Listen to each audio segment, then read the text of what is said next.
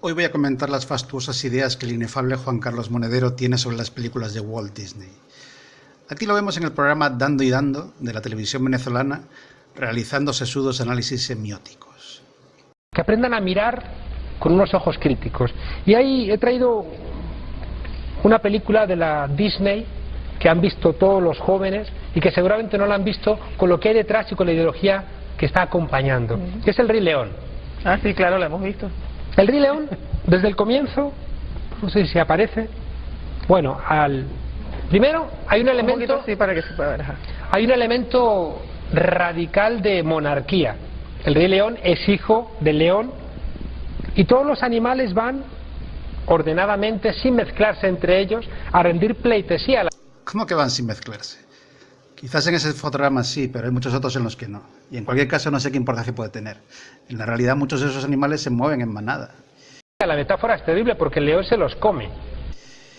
Pues no, el león no se come más que un porcentaje de los animales que hemos visto. Otros son comidos por otros depredadores. Camaradas súbditos, podríamos decir. Aquí vemos claramente que Monedero sabe ser crítico con los demás, pero es muy poco crítico con sus propias ideas. Pero, claro, como él es el rey, tienen que venir todos a rendirle pleitesía. Y el que no está de acuerdo es el malo, desde el comienzo. No, el malo es el hermano del rey, que aspira a quitarle el trono. Es una vieja historia de conjuras en la corte, no una crítica al que piensa diferente. Timón y Pumba, en cambio, sí son unos iconoclastas y la película los pone como ejemplo a seguir. Claro, la sanción es divina, es decir, es natural. El rey, por naturaleza, es rey y Dios sanciona esa posición especial. No voy a negar que esa es una posible interpretación, aunque a mí no se me ocurre pensar en Dios al ver esa escena. El babuino representa un chamán, así que de haber una referencia divina sería pagana, pero ni aún así me convence. Durante toda la escena suena la canción del Círculo de la Vida, que es un tema principal de la película junto con Hakuna Matata. La implicación religiosa parece más bien naturalista que sobre ninguna religión establecida. Además, la figura del león como rey de la selva no es un invento de Disney, ni mucho menos. Es un lugar común en historias y fábulas desde por lo menos los tiempos de Esopo. Y en todas esas historias era rey por naturaleza. Indirectamente también aparecen las hienas, que van a ser los que van a acompañar a ese león malo, a Scar. Las hienas, en la versión norteamericana, su acento es un acento hostil a los niños, son afrodescendientes. El acento afroamericano no suena hostil a la gran mayoría de los niños americanos. Los dibujos animados están llenos de personajes buenos con esos acentos, al igual que la música que escuchan.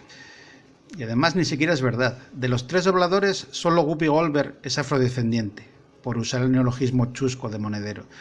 Otro, Cheech Marin, es mexicano descendiente, y el tercero, Jim Cummings, es blanco descendiente. Y como suele pasar, ni siquiera fue la primera elección, sino el resultado de cambios de última hora. Inicialmente Cheech y Chong iban a ser las voces principales, añadiendo un subtexto de drogas que no encaja con las teorías de Monedero. Lástima que al parecer los dos actores no querían volver a trabajar juntos. De manera que ese acento ya produce cierto miedo, cierta sensación de extrañación o extrañamiento. En la versión latinoamericana, el acento de estas hienas es mexicano. Sí. Es un acento mexicano que recuerda a los espaldas mojadas, los inmigrantes en Estados Unidos. De nuevo, una afirmación que no se sostiene. La versión latinoamericana es para latinoamericanos. ¿Les suena a ellos el acento mexicano a espaldas mojadas? No creo. La película está hecha justo después de la Guerra del Golfo, de la primera Guerra del Golfo, donde se está intentando construir al terrorista árabe como el malo que sustituye a los comunistas. En el año 91 ha desaparecido la Unión Soviética y ya no es muy creíble el enemigo comunista. Un año antes de la película, terroristas islámicos habían puesto un camión bomba en los aparcamientos de las Torres Gemelas. La imagen del terrorista islámico ya era bien conocida. Entonces se va a utilizar esa construcción. El león bueno es un león bonachón, incluso un poco tontorrón, con colores claros, facciones amables, y el león malo es oscuro, rostros angulosos. No es verdad que el león bueno sea un poco tontorrón. Y si uno escoge sus imágenes, como hace Monedero, puede encontrar ejemplos en los que aparece con aspecto feroz. Y bueno, sí, el león bueno tiene cara de bueno y el malo tiene cara de malo. Esto es una película de Disney para niños, no le pidamos peras al olmo. Pero lo terrible es a quién se parece este Rey León. Y si nos fijamos, está construido, si se acercan aquí, ahí, se acercan, ven que el rey malo está construido a imagen y semejanza de Jomeini. Aquí abajo se ve también con claridad. Yo no le veo el parecido por ningún lado. Me imagino a Monedero recortando y pegando esos post-its y pensando la sorpresa que se van a llevar cuando vean el parecido. En cierto modo es adorable. En cualquier caso, la realidad es que el actor que le ponía la voz, Jeremy Irons, es la principal fuente de inspiración para este personaje. La figura es equiparar el león malo al que en ese momento era la referencia por excelencia de la revolución iraní. Y que llevaba 5 años muerto por aquel entonces. Pero de verdad, Monedero, ¿quieres poner a Jomeini de ejemplo de revolucionario? Claro, la película sigue en esa dirección, y al rey este malo se le va a vincular siempre con la media luna, que es el símbolo por excelencia. No recuerdo que en la película salieran dibujos al lápiz. Claro, y en una escena culmen que aparece el león malo, aparece con detrás la media luna, que es el símbolo del Islam. Protesto, señoría, circunstancial. Se acepta. Además, para ser estrictos, el símbolo asociado al Islam es la luna en cuarto creciente con la estrella.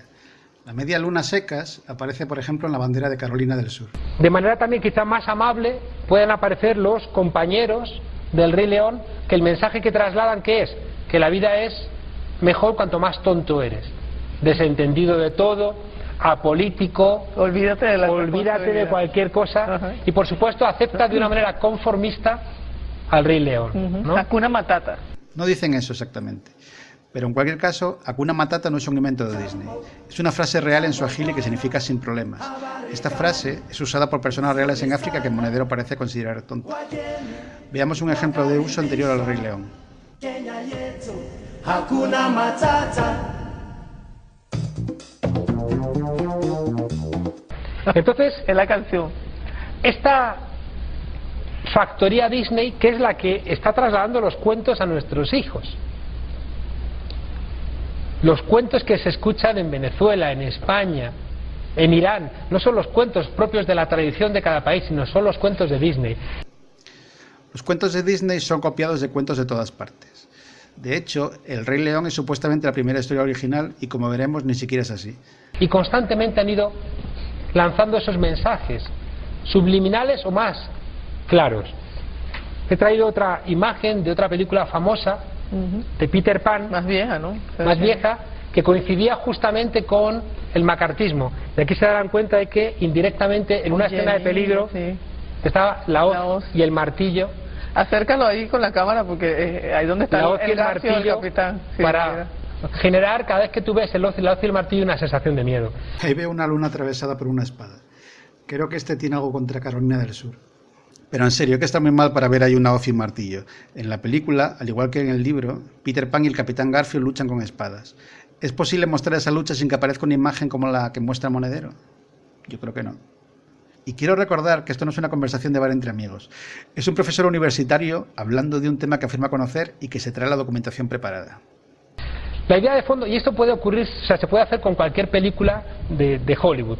No, sí, claro, así cualquiera. Un Hollywood que durante determinada época pudo servir para lanzar valores emancipadores, pero que después se convirtió en un núcleo cerrado para trasladar esas ideas que decíamos antes. Lo curioso del caso es que las fuentes de inspiración de esta película son conocidas por casi todo el mundo. Las similitudes entre ciertas escenas del manga japonés Kimba, el león blanco, no se quedan en el nombre del protagonista. Hay escenas tan parecidas que parece poco probable que no haya habido plagio, aunque la Disney lo niegue. También son conocidas las similitudes con la historia de Hamlet. El rey es asesinado por su hermano, que se convierte en el nuevo rey.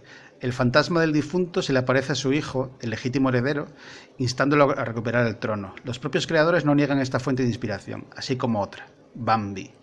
De hecho, durante el desarrollo, algunos se referían a la película como Bamlet. La historia del desarrollo del Rey León es compleja, como suele ocurrir en proyectos lo suficientemente grandes. Las ideas fueron cambiando, al igual que los diseños de los personajes y la elección de los actores que ponían las voces.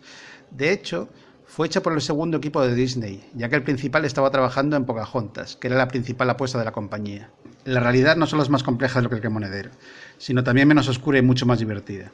Yo desde luego prefiero la historia de que Cheech y Chong fueron elegidos para ser las voces de las hienas que una conspiración a medio cocer.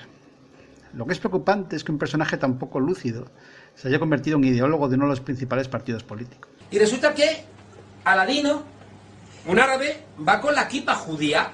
O sea, es un árabe pero que es judío.